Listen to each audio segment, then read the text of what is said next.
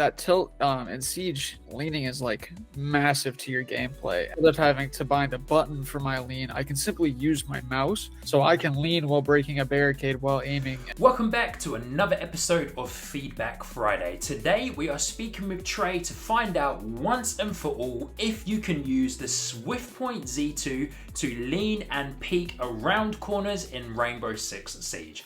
Trey is also a music producer and touches on how he uses the SwiftPoint Z2 within his music production software. We thoroughly enjoyed this conversation with Trey and how he is using his SwiftPoint Z2. So let's jump in.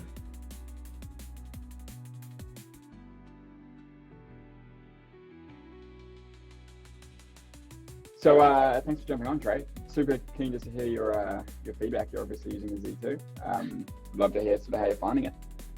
Dude, I love this thing. I'm not gonna lie, it's super versatile. I make music and I play games, so like Nice. it fits into both aspects of my life because the different amounts of buttons that you can kind of do your own customization to works in the music app as well as in my games for like hotkeys and quick presses and stuff. I love this thing. Awesome. What games are you playing with it? I play Siege mainly. I am a big Rainbow Six player. Outside of that, it's a lot of Apex and a little bit of Call of Duty, but not on COD as much anymore. Yeah, nice. Are there any like particular features that you use it for Siege? Like, is there anything that you like For this is Siege, awesome? yeah, it's got the tilt in it. That tilt in Siege, leaning is like massive to your gameplay, and it makes it so much easier because I play with an Azeron too. I have both of those. Cool.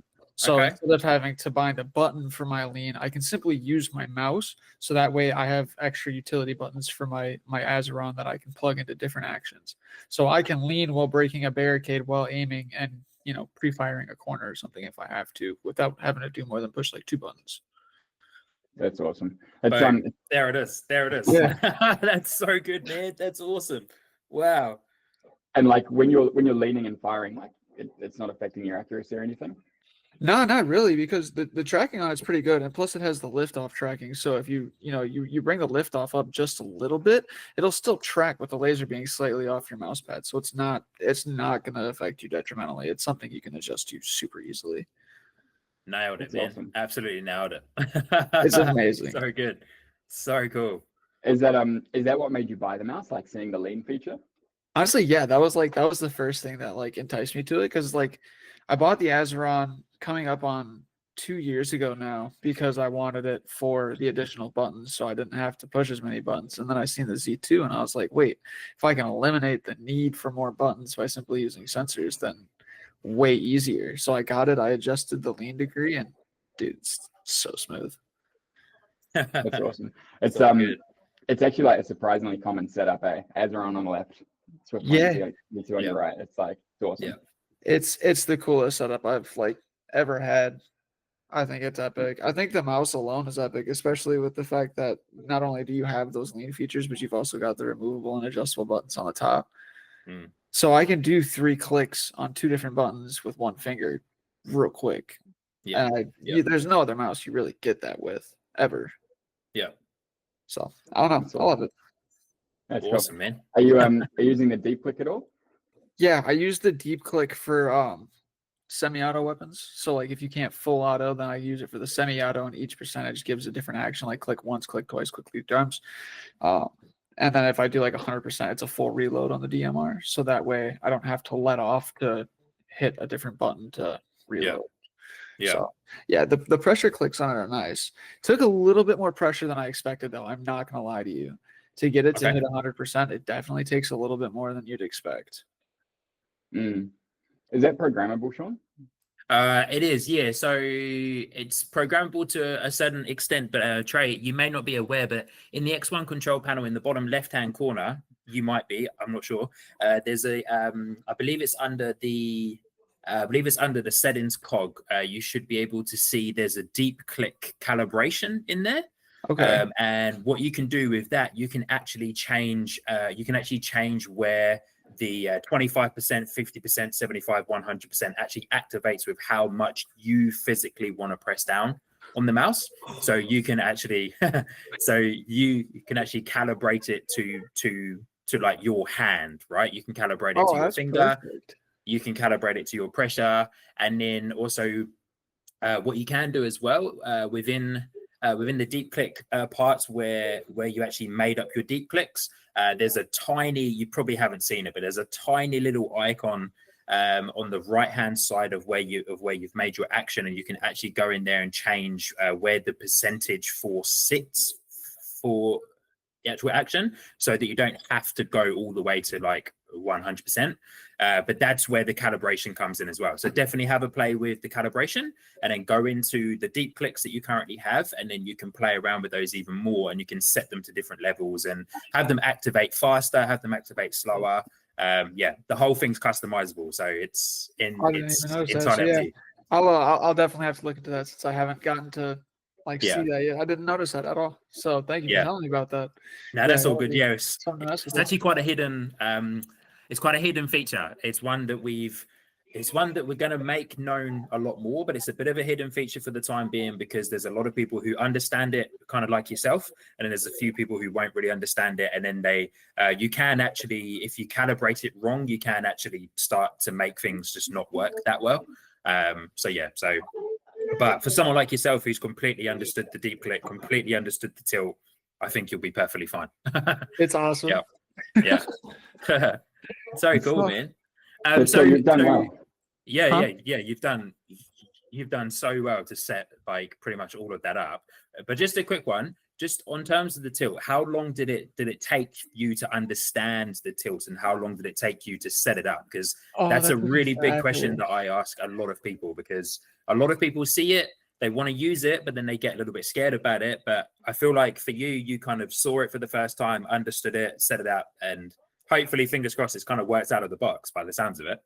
Yeah. So the big thing with it for me to understanding was like what surface you're on and what angle you're really going at, because the surface you're not Cool. on is not always perfectly flat and level.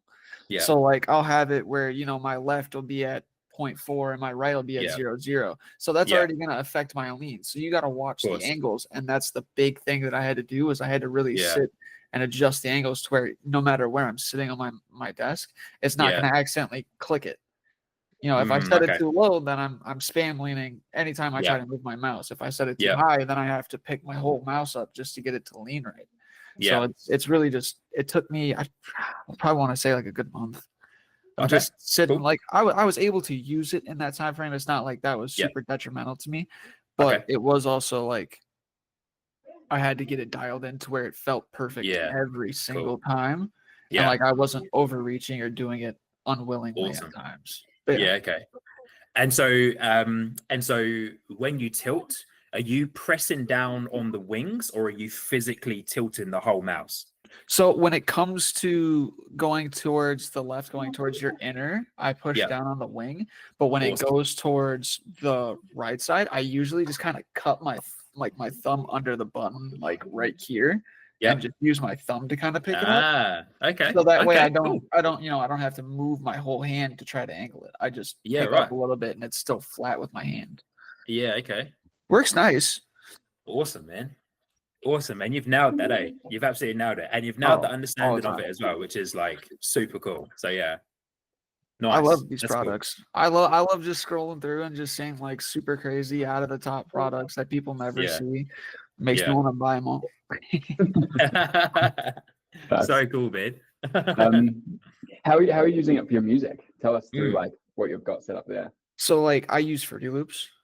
So when you're Okay. in Fruity Loops, there's a lot of like dragging and clicking, dragging and dropping. There's a lot of Mm. extending and cutting. So I got my 4 buttons that sit above my left and right click, the 2, and then the 2 high ups. I'll set the one right under my middle finger as like a cut. So if I got to cut something, I can just cut it, drag it to where I need it to be cut to, get it out, and then I'll have the one on the pointer be like the note that I'm going to replace it with, kind of like a copy and paste feature. So that way I can just placing, and I don't have to continuously go into the settings and get that specific tool that I need to use. It's mostly used for the tool of just switching what I need to, cutting, replacing, strengthening, sound adjustments, equalizers, faders, just kind of throwing it all in there off each individual button. Yeah. Nice. Cool. Wow. That's awesome, man. Is that kind of similar to how you use it, Sean? Because I know you do like a similar thing, right? Yeah, so yeah, I haven't actually used it myself within kind of music software, music production, but it's quite a similar vibe to like a video editing software. Because yeah, there's so many different kind of key binds like Control B, whatever situation. There's heaps more. But yeah, I do a lot of that. I basically move all of my key binds, my actions from the keyboard onto the mouse, so that I don't even have to use the keyboard. Like the only thing I'm using the keyboard for is to hit space to play the video. Yeah, exactly. So yeah, it's all on there. And then then the cool thing with the Z2 as well, the input nesting is that you can even then do more stuff where you can like press down one button, keep that button held, and then have other actions going at the same time when you're pressing a few other buttons. So yeah, it's very similar. But yeah, of course, I've never used it for music production software myself. But yeah, it's very similar vibe. I think it's nice. It's a sound device to have. Yeah. Nice.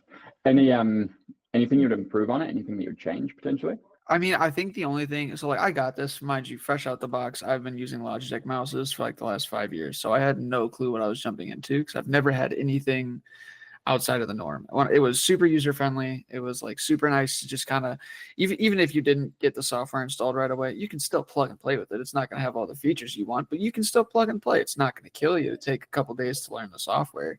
But I think the biggest thing overall, two things would be the user software. Like you kind of said, there are some smaller niche things you might not catch.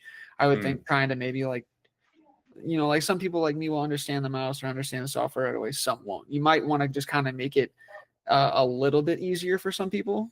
I went into pro mode immediately because it gives you that option to go into. Wow, okay. Go into the big mode. I dove right into that. I was like, let's get headstrong and get into it.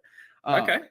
That, and I would probably honestly put more game presets if you could in the user software. In the UI, you've got your Call of Duty, you've got your CSGO, you've got there was one other one in there, I can't remember. I think it was Battlefield or something like that. But like when I go in, I had to create my own profile for Siege. And I feel like Siege is one of those games that it's big enough and it still has the traction that it could use kind of a combed over preset for someone who's never heard of or seen anything like this, but wants to use it in their games. Awesome. This has been a super fun call. Appreciate your feedback. It's awesome to hear how you're using it, and I'm glad you're enjoying it too. Dude, of course, anytime. I love this stuff, and if you guys ever have new products out, man, I'll buy them immediately. I'll buy them immediately. Unless you got space open for a tester, I'd be a tester. But we'll keep you posted. We're working on something at the moment, but it's a long time away. But you'll definitely keep you posted. Oh yeah, 100%. Yeah. Heck yeah, 100%. let's go.